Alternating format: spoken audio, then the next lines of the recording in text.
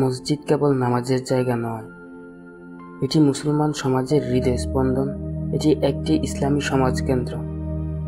কিন্তু আমাদের সমাজে মসজিদকে শুধু নামাজের জায়গা বলে প্রচলিত করা হয়েছে, অথচ একসময় মসজিদ থেকেই রাষ্ট্র পরিচালিত হতো। আজ আমরা যে মসজিদে শুধু নামাজ পড়ি, প্রথম যুগের সাহাবীদের কাছে তা ছিল এর থেকে অনেক বড় কিছু। মসজিদ ছিল জ্ঞান চর্চার কেন্দ্র, শাসন কার্যের কেন্দ্র, সামাজিক ন্যায় বিচার প্রতিষ্ঠার স্থান, এমনকি যুদ্ধকালীন কৌশল নির্ধারণের স্থানও। হযরত মুহাম্মদ সাল্লাল্লাহু আলাইহি সাল্লামের সময় মসজিদে নববী ছিল পুরো ইসলামী সমাজের কেন্দ্রবিন্দু। সেখান থেকে ইসলামী রাষ্ট্র পরিচালিত হতো, মসজিদে বিচার বসত, মেহমানদেরও আপ্যায়ন করা হতো। মসজিদ বলতে আমরা বুঝি নামাজের স্থান, কিন্তু ইসলামী ইতিহাস বলছে মসজিদ কেবল ইবাদতের স্থান নয়, বরং এটি ছিল মুসলিম সমাজের হৃদয়, নেতৃত্ব এবং ঐক্যের কেন্দ্র।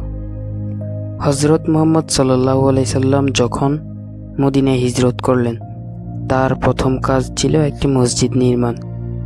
সেই মসজিদের নাম ছিল মসজিদে নববী। মসজিদে নববীকে বলা হতো শিক্ষা কেন্দ্র, দাওয়াত ও তাবলীগের কেন্দ্র, বিচারালয়, সেনা অভিযানের পরিকল্পনা কেন্দ্র, অতিথি আপ্যায়নের স্থান। এভাবেই মসজিদ ছিল একটি পূর্ণাঙ্গ সমাজ কেন্দ্র। বিশ্বের প্রথম বিশ্ববিদ্যালয় যদি থাকে, তাহলে সেটা হবে মসজিদ। কেননা ইমাম আবু হানিফা, ইমাম মালিক, ইমাম শাফি সবাই মসজিদে শিখেছেন এবং মসজিদে শিখিয়েছেন। মসজিদে ধনী গরিব, বাদশাহ প্রজার মধ্যে কোনো ভেদাভেদ নেই। এখানে সবাই এক কাতারে দাঁড়ায়। এই শিক্ষা সমাজে বাস্তবায়ন হলে অন্যায়ের জায়গা থাকতো না।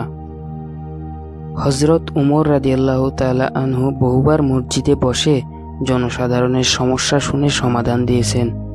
মসজিদ মানেই ছিল জনসাধারণের সমস্যার সমাধানের স্থান।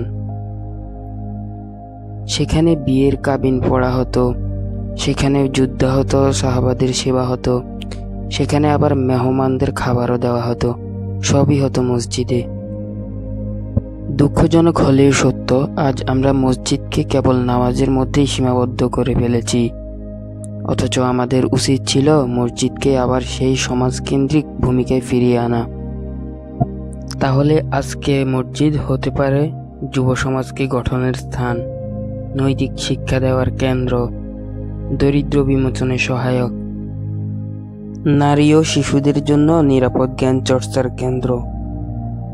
মসজিদ কেবল চার দেয়ালের মাঝে সীমাবদ্ধ কোনো ইবাদতের ঘর নয়, এটি একটি জীবন্ত প্রতিষ্ঠান, যেখানে গড়ে ওঠে একটি উন্নত চরিত্রবান, একতাবদ্ধ, সচেতন মুসলিম সমাজ। আসুন আমরা মসজিদকে ফিরিয়ে আনি তার প্রকৃত মর্যাদায়। সেখানে শুধু সেজদা নয়, থাকবে শিক্ষা, নেতৃত্ব, সহমর্মিতা এবং সমাজ গঠনের প্রত্যয়। মসজিদকে ভালোবাসুন, মসজিদকে ব্যবহার করুন সমাজ বদলের মাধ্যম হিসেবে। ধন্যবাদ।